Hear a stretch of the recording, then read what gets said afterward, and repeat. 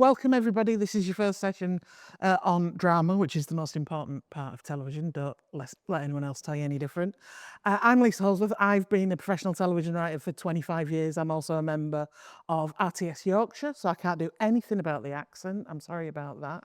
But we have the great pleasure today of having Nicole Taylor with us, who is a BAFTA-winning screenwriter, originally from Glasgow. She adapted David Nicholls' bestseller One Day into a 10-part series for Netflix, which went on to become a global #1. I suspect almost everyone in this room has watched it and got critical and audience acclaim. She also wrote Three Girls for BBC One about the Rochdale grooming scandal, which won 5 BAFTAs, including Best Writer, and her other credits include The C Word and The Nest, both for BBC One, which we're going to take a look at today. But we're going to start with a clip from, I think, something that we've all really enjoyed, which is One Day for Netflix.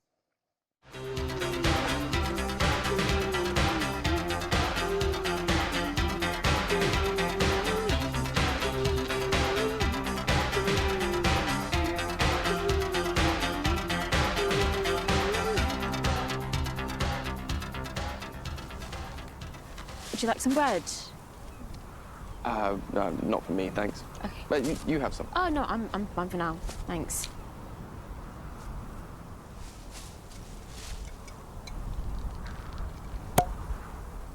So one-night stands? Are we drinking to one-night stands in the future? Because we didn't actually have one. Yeah. No, no. Is it a religious thing? Not sleeping together. Okay. Right. So unimaginable is it that someone might decline to have sex with you that it could only be explained as an order from God himself? Shut up. No, it's just a question. I mean, maybe a stupid question, but... My mum's Hindu. My dad's a lapsed Catholic. So, no. God was not involved. I hope it doesn't feel like a night wasted. Wasn't a night wasted. It's memorable. Not having sex with you is highly memorable.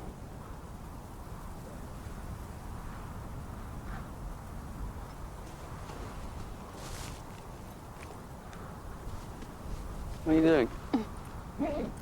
Does it look like taking a picture? Something to remember you by? Oh, I look terrible. Hold on.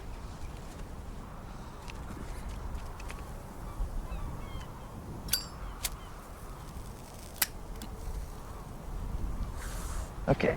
Cheese. Oh, no, not cheese. Well, then what? Thieves that pass in the night. Thieves don't pass in the night.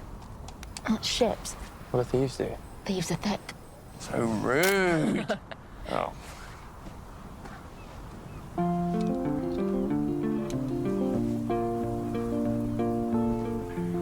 You know, it's St. Swithin's Day. What's that? 15th of July. If it rains today, it's gonna rain all summer. Something like that. It's not gonna rain today. I've been out walking. I don't do too much talking these days.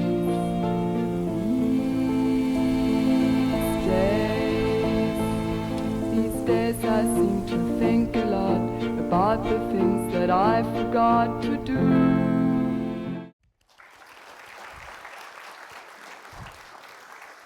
Feel quite emotional because I know what happens at the end. No spoilers. So I'm going to start with a couple of questions, but I will keep coming to the audience, asking for your questions. Stick your hand up, and I'll try and spot you, even with my ancient eyesight.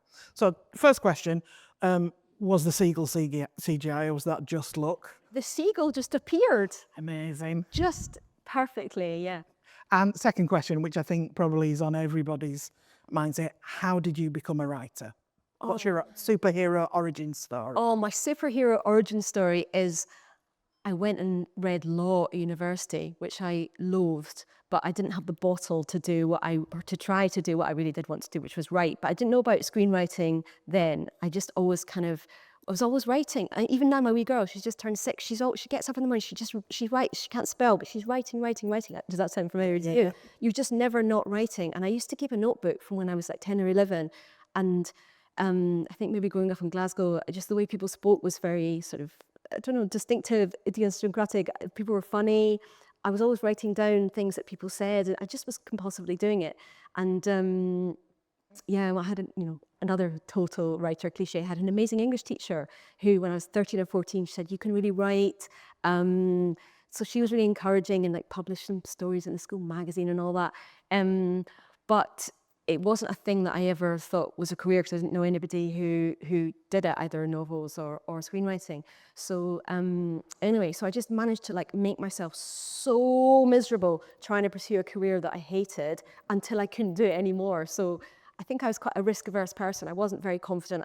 I went to university and people were like, oh, I'm writing a play here and I'm doing this here. I just wasn't that kind of a person. So I think it took me till I was 26, 27, really pursuing the wrong path to be like, right, I've driven myself into the wall here with this law thing. I hate it. I'm going to just try. And by that point, it was so serendipitous.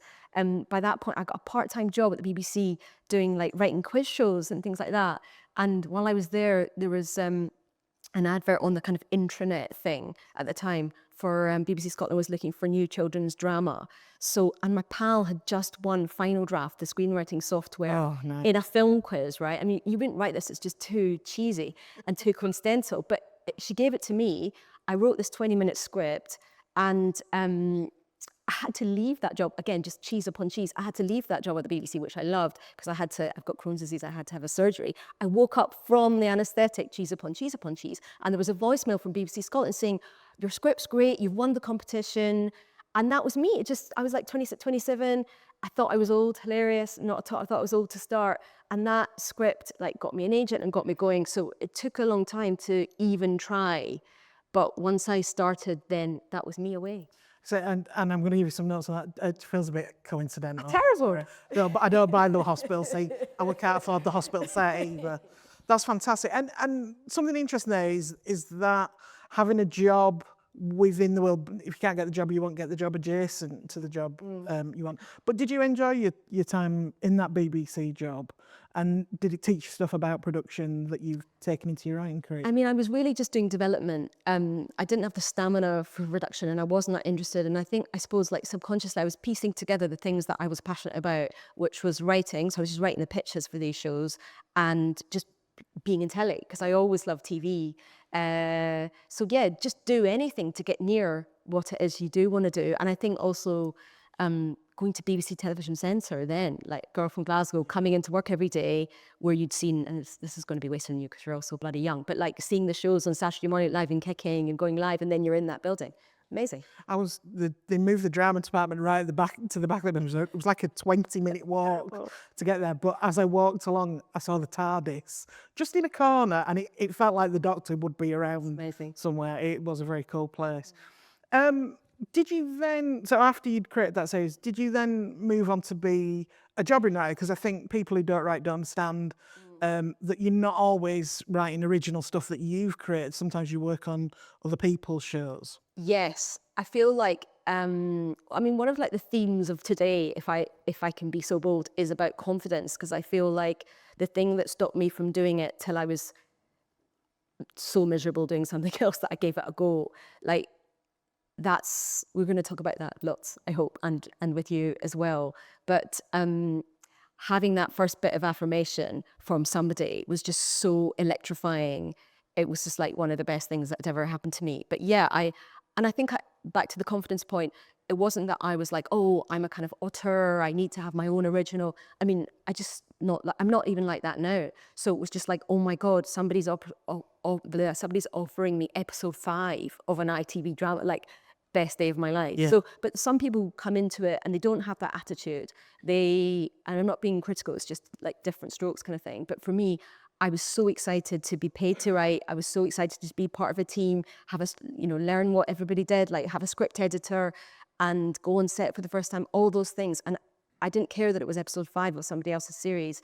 And I would say, if you do get the opportunity to do this, just grab hold of the thing that's offered, and then that will lead to the next thing and the next thing and the next thing. Because I've seen people stand outside and be like, "I know that's bullshit. I want to write and direct my own thing," or whatever. And like, maybe you will get the chance to do that, but you're far likelier to get the chance once you're in the system and people know you and trust you and all that kind of thing. Which sounds obvious, but the other message of Stay Apart from Confidence is just don't be a dick.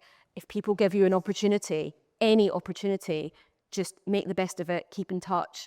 Again, it sounds so obvious, but people have, I'm sure this happens to you as well, people ask me often, younger people, to read their script or to whatever, and like, there's just such a clear difference between the outcomes for people who have a manner where they're grateful for any help and they follow up opportunities, and people who could take it or leave it. Yeah. And so many people do want to do this, but it's just so, your chances are just so much better if you have a bit of humility about you. I've always found something interesting when people, so I go and speak to various universities in Yorkshire, I go to York, I go to Leeds, speak to them. And the same thing happens at the end of every session, which is a lot of people come up to me and say, "Can I have your email address so I can send you my script?" And I used to be a bit nervous about that because, not that anybody would be stalking me, but just that used to make me a bit scared. But now I do two things. One, I have a rule: don't send me your first draft.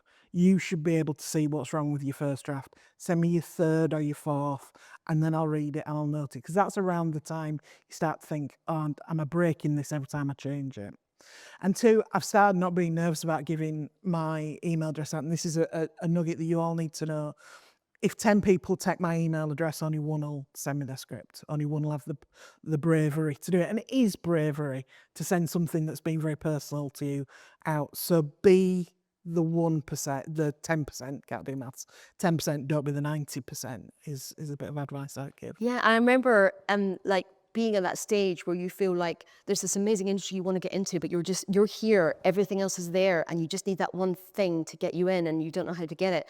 But I mean, there is so much opportunity, and even in this kind of current kind of TV slump, being at the beginning of your career, it doesn't mean you have to be young, but just at the beginning of the career, if you're like the new hot shit, that's brilliant. There's loads of opportunity. So, we'll probably talk a bit about, what the current climate is, which is a bit shitty.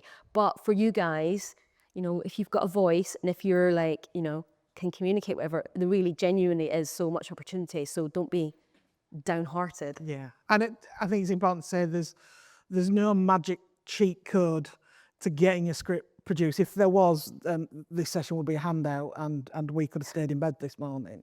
But there are multiple ways to get your career started. So let's take a couple of questions. I'll start with you, and then I've got someone. I'll come to this lady at the front afterwards. So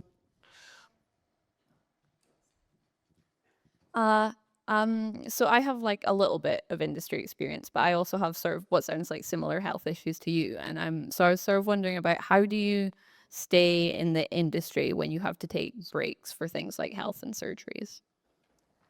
Well, that's a good question. Hi, Scottish person. Hello, I'm Ailey. Well, I think it was, in honesty, it was when I was younger, it was more of a problem. But I mean, I could never I could never be a director or anything, because you'd have to be there the whole time. So writing suits. If you've got a chronic health problem, writing really suits, because it's just by its nature, you're at home and you don't have to have that same level of physical stamina. So I would say it hasn't been an issue really. And also another thing that I probably will talk about is choosing who you work with, because there's probably like thousands of independent producers, and like they're all desperate to get you to do something with them. But sometimes they'll have a brilliant book. But if I've had any success, it's because I've been developed by particular individuals who kind of see you and you see your whole self. Do you know what I mean? So my whole career is down to like 2 or 3 female producers who know everything about me as a human being. So if you choose your producers well, not only do they get things out of you creatively that you don't even know you've got, but they'll sort of take care of you. That's been my experience. They would sort of take care of you as well. So it's not too much to hope that you'll find creative partners who can handle whatever shit you've got going on. But I can only speak as someone who's a writer, so I'm at home sitting on my arse. I'm not expected to be anywhere, so that would be different. Yeah. I'd add to that that if you look at the Writers Guild website, I'm the television chair of the Writers Guild at the moment, we start to develop access riders for writers. So you can let employers know what your particular needs are and put that out there in an official way, and you're backed by the Guild to do that. So it's worth a lot. There's lots of documents on the Guild website that are around that, and we're doing lots of work about inclusion for people with disabilities and long-term health conditions. Thank you. No problem. It's gone to you. And I'll come back to you the next time. Oh, go on then. Very polite. Am I meant to be standing up? You can if you want. And say your name and where you're from. I'm Grace, from Yorkshire, but studying in London. And I'm studying writing for drama right now. So I was wondering, how do you approach a script differently if it's an adaptation of, say, a book, for example, rather than an original script? When I choose, such a good question, when I choose an adaptation, I have to feel about the book that I have to have a sort of delusion that I've actually written it. Do you know what I mean? It's like, I could do a book that I don't love, but I can, from a craft perspective, know how to dismantle it and reassemble. And I suppose I haven't done one of those, but I would do one of those.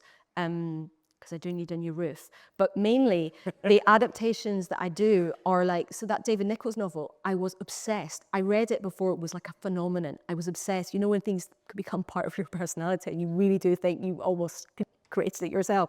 So I have to feel the material like from the inside out as if I've written it. So I don't think I can make such a good job unless I've got that connection to it.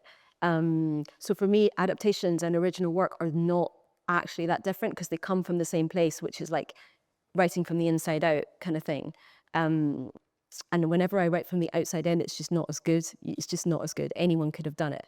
But you have to have that mad thing, that compulsion to write it. And whether it's an adaptation or an original, it's not that different. But of course, adaptation comes with like all sorts of kind of more, I want to say, well, social, political aspects, because you're often dealing with the writer and things like that. But that's a whole other story. But creatively,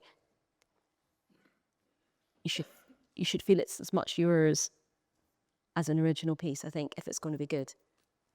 And was David Nicholls hands-on with this adaptation? Because there's also a movie version with Anne Hathaway, Yorkshire. Yeah. She does look amazing. She looks like a Disney princess. Yeah. But so did he have ideas about how he wanted it to, and were you able to have a good working? No, the amazing thing about David Nicholls, first of all, he's one of the nicest, most modest people you could ever meet. Like, to be that successful and to still be like dead awkward and not that confident, he's just a divine man. So it was brilliant because we had some producers between us. So I never felt that I had to do anything.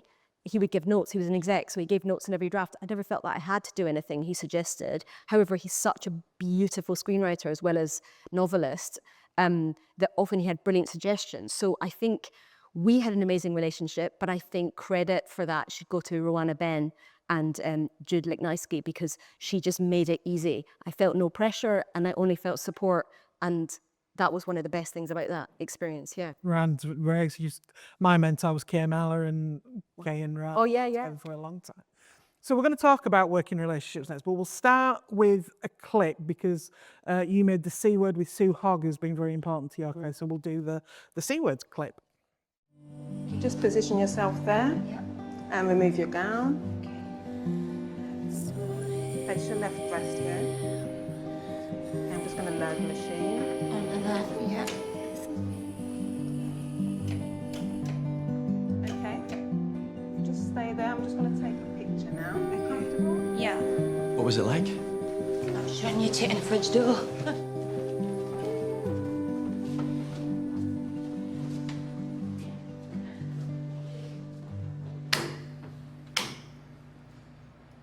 Okay.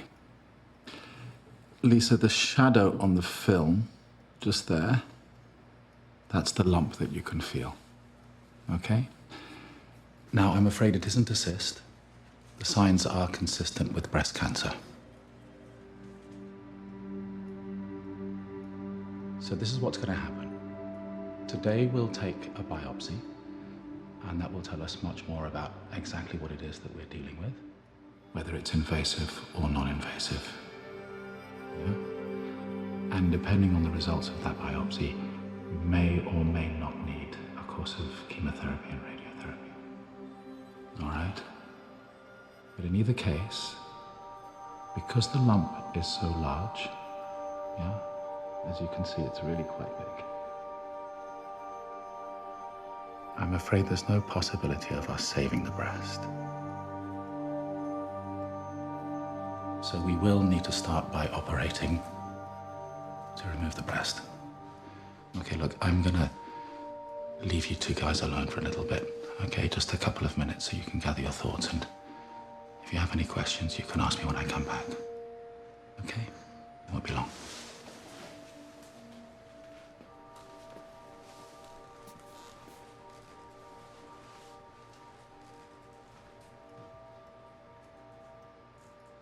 The holiday.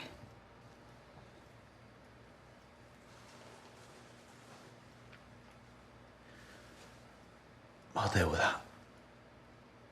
My parents. I'll give them a call. So now this is the biopsy gun. I want you to keep your right arm underneath your back, yeah? So nothing to be frightened of, but I just want you to try and keep as still as possible. All right, here we go. Relax, relax. Okay? Yeah. Good, all done. All done. All finished. Yes. Well done, darling.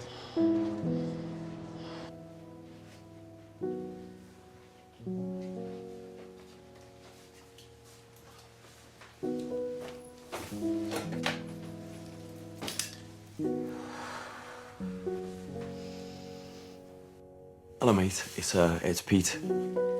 Listen, I need to take some time off work right away.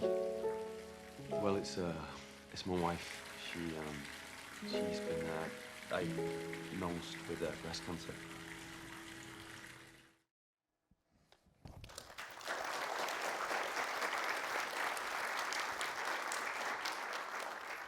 So the C Word was your first original production, but it's based on a true story. And was that story brought to you, or was that something you discovered yourself? So Lisa Lynch had written a blog that had a huge following about being diagnosed with breast cancer, and then it was made into a book. And I was quite early in my career, and yeah, I'd only done episodes before that, and I got sent the book through my agent only because somebody else had gone on it and then gone off it. So I went for a meeting, and I didn't really, because of the subject matter, I didn't even want to even start reading the book.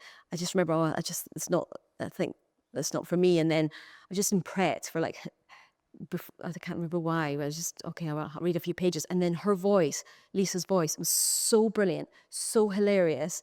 And like I was just saying to you, like I felt that was something, because she was from Derby, like I just felt like, yeah, I could write this. So there's nothing more annoying than going for a job interview when you really want a job. It's just so easy to get a job when you don't fancy it, but when you really want it, it's just a nightmare. But that's when I met Sue Hogg. It's quite funny because so the three giants of my career, right? Sue Hogg, who's a drama producer now retired, Faye Ward, a film producer, and Rowanna Ben, right?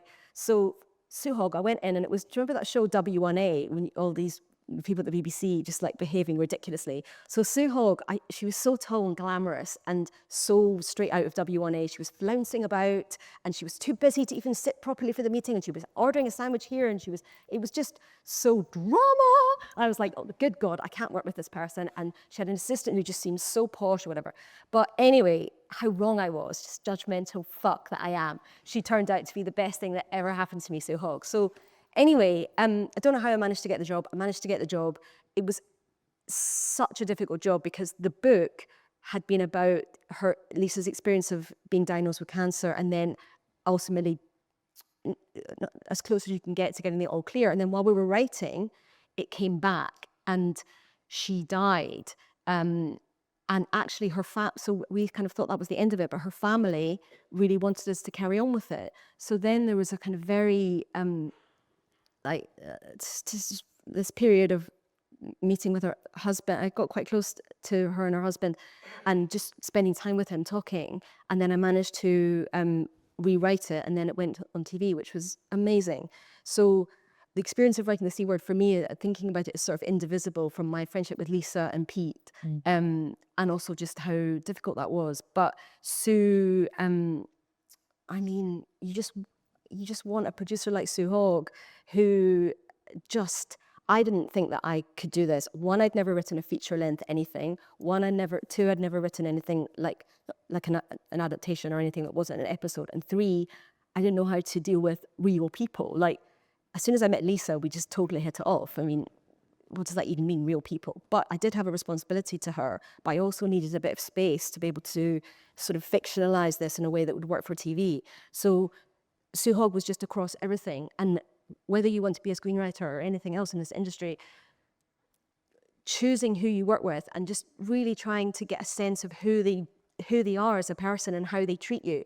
I mean, that will just sort you. That will completely sort you. And, you know, the further in your career you get, the more you'll get offered, and the more money you'll get offered, and the more opportunities to adapt this fancy book or that fancy book. And honestly, it can only go right if you're working with somebody who genuinely cares about you and who you have a click with. And could actually cry, because Sue Hogg is just such a giant to me, and she's retired, which is sad for me. But yeah, I feel like that was the true beginning of my career, meeting Sue Hogg, because I didn't know what I could do until she made me do it. And she was very experienced, and I was very inexperienced. And every time I kind of bottled it, which I do a lot, and I still do a lot. Yeah, she was there to just sort of guide me through it. So that's been one of the key creative relationships of my life, and it's the best thing about being in this field, that who the other people are that you work with and vibe with. And I did the C Word with her, and the Nest with her, and 3 Girls with her, and I feel so lucky to have had that. That's fantastic. And I think the two skills that you begin to build up over your career is, one, spotting the red flags of people that not necessarily are going to treat you badly, but you are not going to click, and you don't feel the same way about the material or where you're going with it. And that, I think that's always interesting, and the skill of politely saying no and having the bravery to do that. And I think we're both in a privileged position to be able to say that, but sometimes you do get something over your desk and you think, this is going to make me miserable. I can already smell it. Yeah. This is going to make me miserable for the next year. Yeah, and absolutely. The most important thing as a writer or a creator is your time and energy. And if you are going to blow a year of your time and energy on something that you don't care about, you don't understand the characters, then that's such a waste, I think. And sometimes, I don't know about you, it's hard to tell whether I've got bad vibes because I don't have a click with a person, or I'm just terrified of doing the work. Yeah. So when Sue came to me and said, let's do something about the grooming scandal, I was like, straight away, no. Not because I had the ick with her or anything, just was like, I managed to make a good case for why I didn't want to write that as a drama. So I think you've got to be attuned as well to like fear.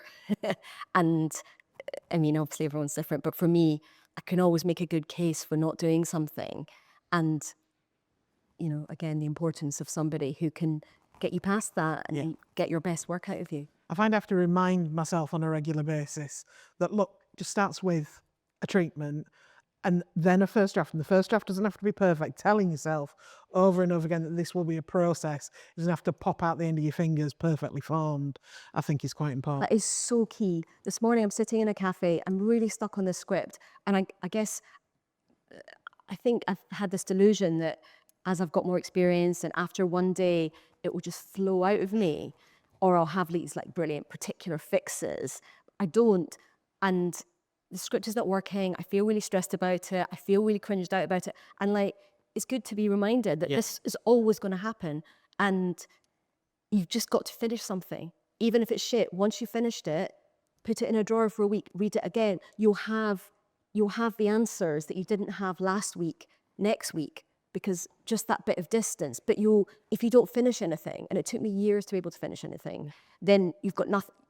You might as well, there's nothing to work with. Don't go to parties and say you're writing a screenplay. Don't talk about what you're writing. Just have it be a relationship between yourself and yourself. and it's your wee thing. And otherwise, I feel if I tell people, I hate being asked what I'm writing about, because once I say it, I feel that I've done it, and then I can't be bothered with it when I go back to it. You have that? I think the job of the first draft, someone, I can't remember who told me this, I think it might have been Mark Catley, who works on Casualty, is to be finished and to be shit. Yeah. It's got to be so bad that you, as the writer, comes back to it 2 weeks going, well, I don't know who wrote this, but it's awful, but I can fix it. And it is very strange. Can we talk about sort of, for people who are interested in getting into drama and some other jobs in drama, about relationships with script editors and what, for you, is the role of the script editor in your work? Yeah. Oh my gosh, I'm so happy you asked me about this, because it leads me to the story when I got fired by my favorite writer in the world.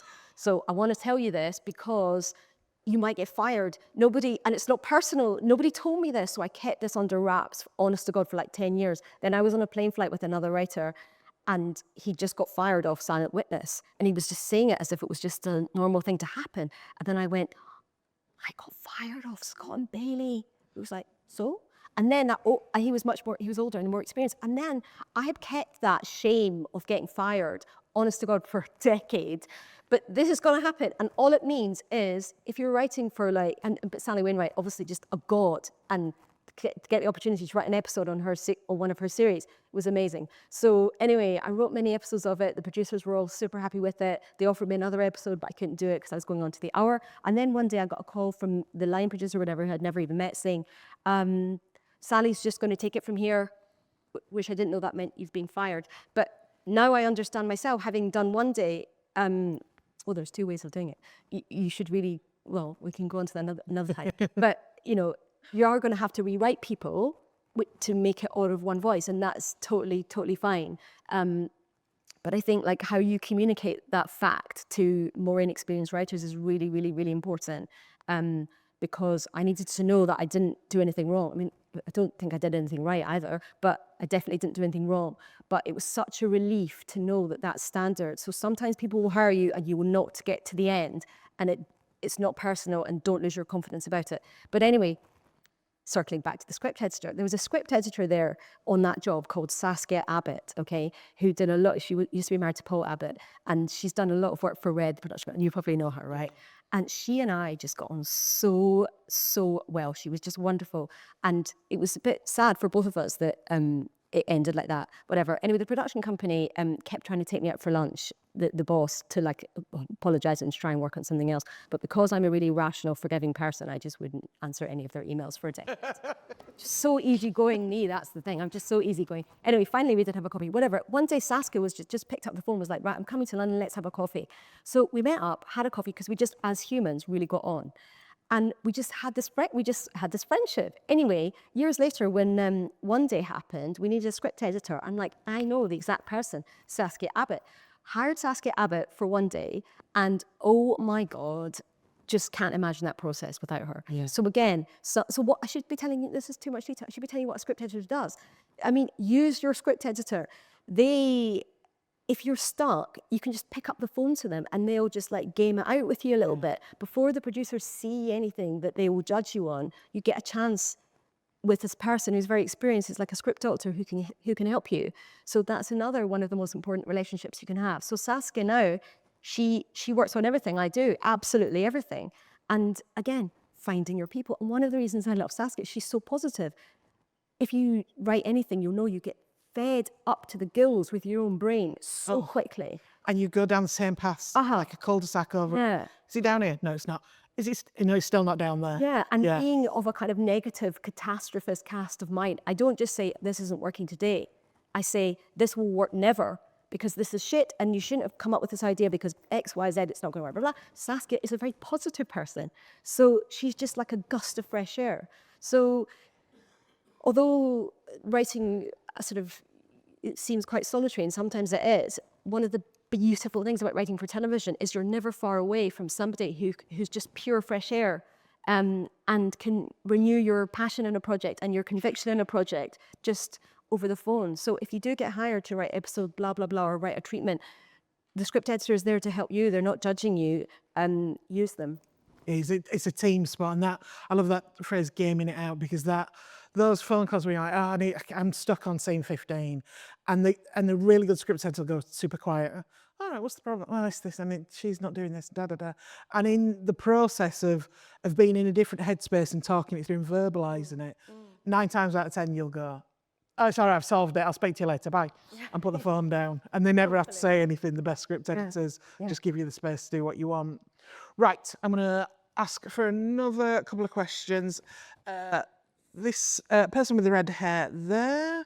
I'm going to say your name and where you're from and also what you fancy doing, what your interests are. You know, and because we gamed you last time. I'm Dom. I'm from UWL. Oh, that's loud.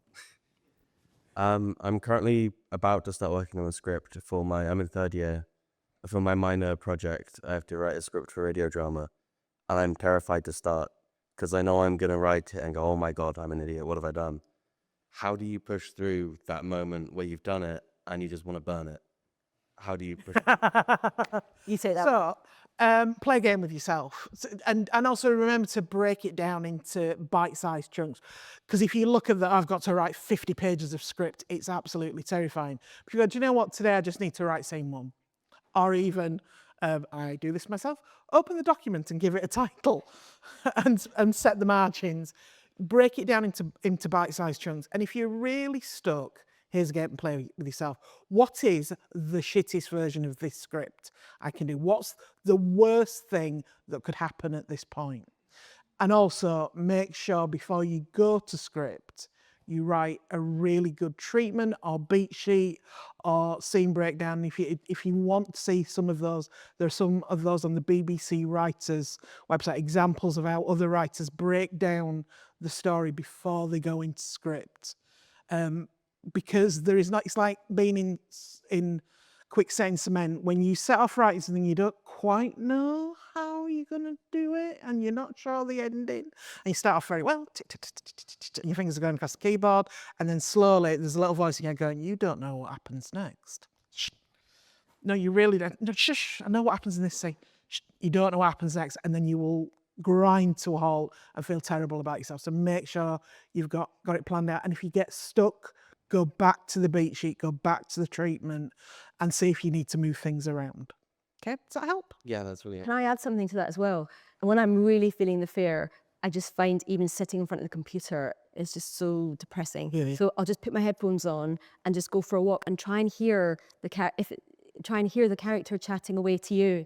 So sometimes I find it easier to just go for a walk, hear the scenes, write them on the yellow notes, and then transcribe them later. Yeah. I try to avoid final draft. Sometimes I do it on Word, sometimes I do it in a bit of paper when I really don't fancy it. But also, nothing wrong with do 10 pages, eat a biscuit. Do 10 pages, eat another, not on one day, obviously, but it's like, just go super basic. You've just got to dangle a wee carrot one way or another, but definitely getting away from your desk helps me. And do you know where I go when I'm really stuck? IKEA. Just sofas going past my eyes. It's like the white noise. So helpful, isn't it? Dude, Yeah. And meatballs. So Yeah, but you're on something there, non-places. Yes. I used to live near Westfield, and I would just go around Westfield, walking around Westfield before any of the shops are open. Now I've moved into the burbs. I go to the Tip. Yeah. Anything, but just keep it playing in your head the whole time. yeah, the tape is a very good. Tip is, Yeah. yeah. Oh, you feel such a sense of chucking stuff in. Yeah. So now you're getting all our secrets. Hello, my name's Karina. I'm from Richmond, Virginia in the US. My question was, for those who are starting out in their careers and working on other people's projects, how did you manage developing your own voice while working alongside adapted work, real life stories, things like that? That's a good question. I feel like I didn't really think, I was so entranced by the fact that I was getting to make a living working in TV. It took a few years before I had a burning story that I wanted to tell, and that was Wild Rose, this film about a girl from Glasgow who wants to make it to Nashville as a country singer. So that was kind of burning away in me over the first few years I was writing episodes. But I don't think you're never going to lose or dilute your voice by working on other people's shows. It's purely a question of, I guess, time management, but not really, because I didn't go off and write that on spec kind of thing. My agent managed to get me a few meetings, and very few meetings, because nobody wanted a film from me. I'd only written a few TV episodes, and country music wasn't popular at that point. So it was really hard to get anybody interested. So it's not a race to get your own stuff on screen. Whenever you have a meeting with a production company, especially if you're new in your career, they are like desperate vultures. They're like, oh, you're new, you're hot, you're young. What's it like to be new and hot and young? Pat you down for your ideas. You'll be asked for your ideas the whole time. But unless you can demonstrate, you can deliver them, you know, who cares sort of thing. So don't worry about accepting paid work writing that's not original stuff, as long as you keep the flame alive. And if you are of a writing cast of mind, you won't be able to help it because it's so kind of compulsive, isn't it? It'll just be there nagging away at you. But the more people you know through doing paid work, the more you'll be able to get meetings on this other stuff. Yeah. So they go, there's no tension. There should be no tension there. Yeah. And also writing in other formats, so whether it's audio drama or theatre or vertical drama, which is a phrase I learnt last week. What's that? Very, very short form drama for watching on your screen, like TikTok book drama. So it's coming, apparently. Those kind of things. Video games as well. There's lots of narrative jobs in that. So there are lots of ways to find a chance to express yourself. How many projects would you say you have in development at any one time? Just to give people an idea of the bit of writing that people don't see unless you get a green light. Well, I mean, I've been unusual up till now in that I am so slow and it takes me so long to make anything good that I tend to just do one thing at a time. So, and that's worked really well for me. Although you obviously miss out on opportunities because you have to turn things down, but I have not been able to do things to a good standard while going from this to this and this. And since the C word, I've been lucky that everything's been greenlit, like almost in advance, which is unusual. But what I'm doing now is, because I want to write a few original things now, because I was working on one day for ages, I've got a fair few things on the go, which I'm finding actually quite difficult to adapt to, because I get very, I just get lost in the world. I'm adapting a book for Netflix US and I just want to stay in that world, but I've got to hand it in and then do something that's set in Bradford. I find that really, really, really, really hard, but I know that everyone does that and everyone's been doing it for years, but I'm new to it and I find it really hard. However, I believe, and you tell me in a minute, that's how you keep your sanity if you don't have a green light, because you can't put all your eggs in one basket because you don't know whether the thing is going to be made. So you do have to flit about a bit, but I have to be honest, I just don't love that, because it really does take me a long time to make something good enough so it feels counterintuitive to just be like da-da-da-da, going like that. I think it's worth saying, because there is a slump in drama at the moment, things are not getting green lit, they're getting an amber light, or they're getting green lit and then going into turnaround because people can't find the money to make them at the moment. So there's so much development going on. If I took every development opportunity, every adaptation, have you got any ideas about, my slate would be massive. But I work on 6 things in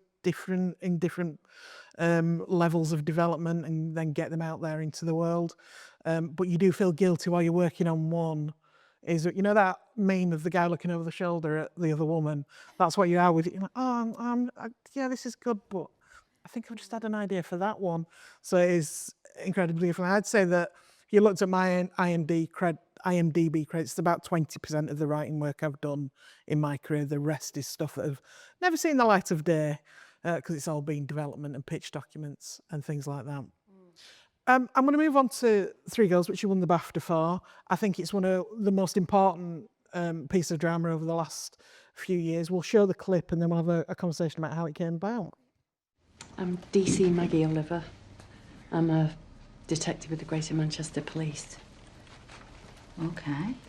GMP's running an Operation Span, to put right what went wrong at Rochdale in relation to the grooming of young girls, and I understand that you made several referrals to the police in relation to 2 girls in particular, Amber and Ruby Bowen.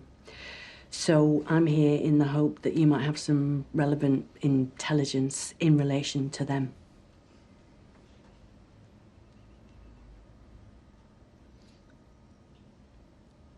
I've got the car, so if there are any files, I can take them now. Fuck off. No, really. I mean it. Fuck off. I've been in here, sat in here for years. And what you're demanding of me now, I couldn't pay you lot to look at for years. And what, you're swanning here off the street with your Prada handbag, telling me to hand it over like you're asking to check my gas meter? I understand that Oh, no, you don't. You really, really don't. What those girls have been telling me for years, I have been powerless to do anything about because you lot didn't want to know. Well, we want to know now. This is the biggest operation GMP's running. And what do you think's been happening to those girls in the meantime? Raped, beaten, not believed. Raped, beaten, not believed. What do you think that does to a kid? Do you think they're sitting around waiting to do the civic duty because you lot have got your act together? If you want documents off me, make an application, fill out a form, do whatever official thing it is you coppers have to do when you're after evidence. But don't rock up here after all these years acting like you're the saviour of the family.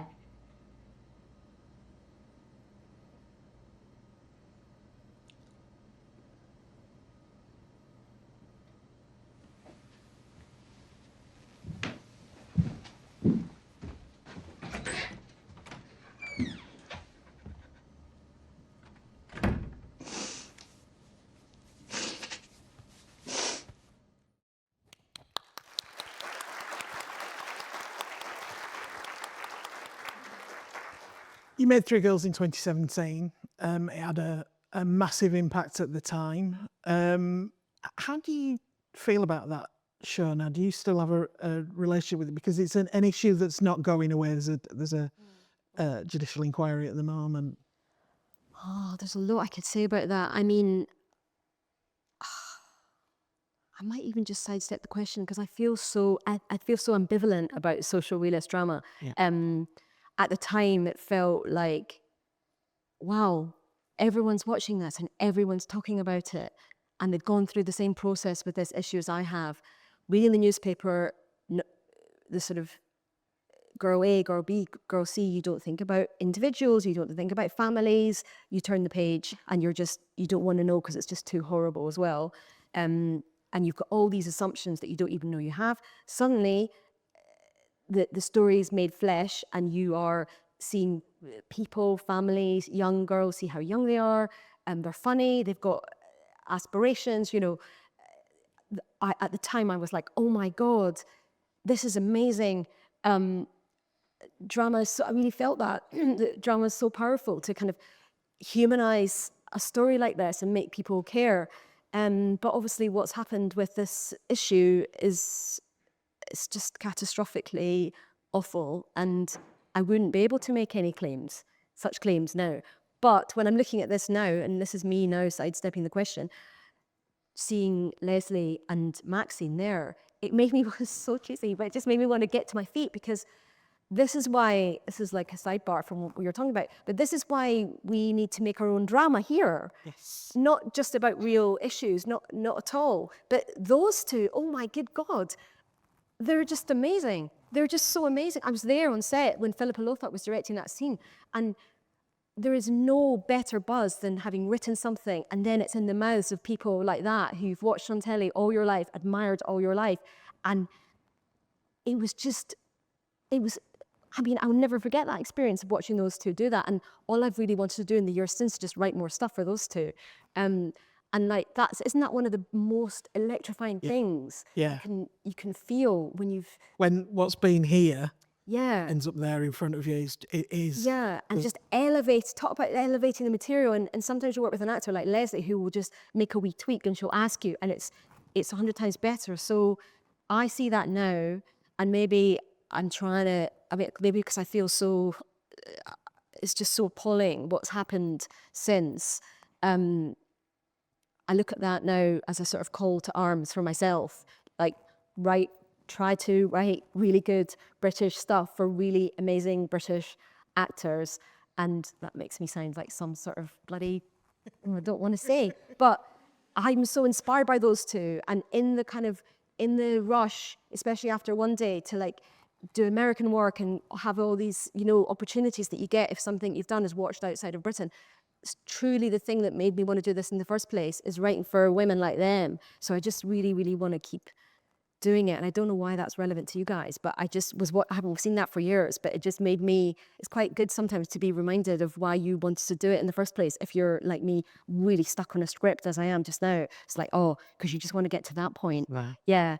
And work with people like that. And Philippa Lothorpe, who directed that. And again, that was a Sue Hogg show. Yeah, that was an amazing, amazing, amazing privilege of an experience. And I'm still very close to Sarah Robotham, who was played by Maxine in that clip. And I'm going to see her in the summer, and we're going to go to the theatre. So yeah, not enough good things to say about Three Girls. So I'm going to flip it. I'm going to make it something that I think is very relevant to anybody working in television at the moment. That writing is taking you to very dark places. Now I'm keeping down time, and we've got 5 minutes. So I'm going to ask you to answer this quickly, and then we can get one more question in. How do you preserve your mental health when you are going to a dark place, when you're spilling your blood on the page? What do you need to do to make sure you're not taking it away from the office with you, away from the set? We used to just get absolutely shit-faced on the train coming back from Rochdale and Manchester. I'm not joking. It was so... But obviously you can't take whatever you feel that seriously, because you've just met people who have utterly gone through it, not just the girls, but Sarah and Maggie as well. So for ages, we all just went with the drunkenness, and I didn't even think that I had any right to feel quite traumatized at times by some of the things that we were hearing, and also just sitting with the story day after day after day, and also the sense of responsibility to them. Obviously I didn't want to fuck it up because they had given their time and talking about things they didn't necessarily want to be talking about. But again, Sue Hogg, the kind of pastoral care that people who are very experienced give you, particularly when you're writing things about real life. I mean, Sue works with Simon Lewis, who happens to be her husband, but also produced this. Simon's still in touch with every single person in this program, and was throughout. So again, it's how you treat people is everything. And even when I did The Nest, like I just had a baby. And we were in post. Sue hired somebody to come and help me with the housework, so I could, obviously there was self-interest, so I could go to the edit with my baby, and my house was a total shithole. But like, people will, just find the decent people who will help you make good work and just not have a nightmare of a life. Yeah, I think it's true. At your stage of your career, find peers that you enjoy working with, find people you can use as a sounding board. Your professional networks are important, but your personal networks are important as well. And I think if there's a quick one over there right at the back, we will get one last question, and then before they actually throw us off this stage, because there's a BBC journalist coming next. Hello, I'm George Burden, and I'm doing a program of study at Barnfield College. Can I just say first, I love how passionate you are, and looking through all those clips, I could really see it, and I'm sure everyone else can agree. So the question I want to ask, apart from that after show, was there another specific moment where you looked back and you felt proud of all the growth and knowledge you attained across your career? It's a good one to finish. Oh, it's a brilliant one. I never really feel like I've banked it, do you know what I mean? Because I've got a problem with the next script kind of thing. After One Day, which we did not expect to be like a global success, I did have a minute of being like, oh, great, I'll just have a wee rest now. I'll just have a little rest now, just because it was very, very demanding. I had a young child at the time, but I've never had a moment where I'm like, taking stock. To be honest, the things I enjoy doing most in terms of thinking about my career, I only ever think about it if I'm talking to like groups of people who are at the beginning of their career, because I just so totally remember what that's like. And when you're out, you feel like you'll always be out, but once you're in, and there's just so much opportunity, and people do want to read new material by new voices, and you hopefully will get your chance. And there really are thousands of production companies, and they're all looking for material, and they're all excited to meet people from all kinds of backgrounds. And it doesn't matter if you've got no experience, really, because they'll ask you about the day job you're doing or whatever. So no, there's no taking stock. There's only just, God, how am I going to get to page 40 by the end of tomorrow? Yeah. But I mean, if you can hear that sound passionate, I am passionate.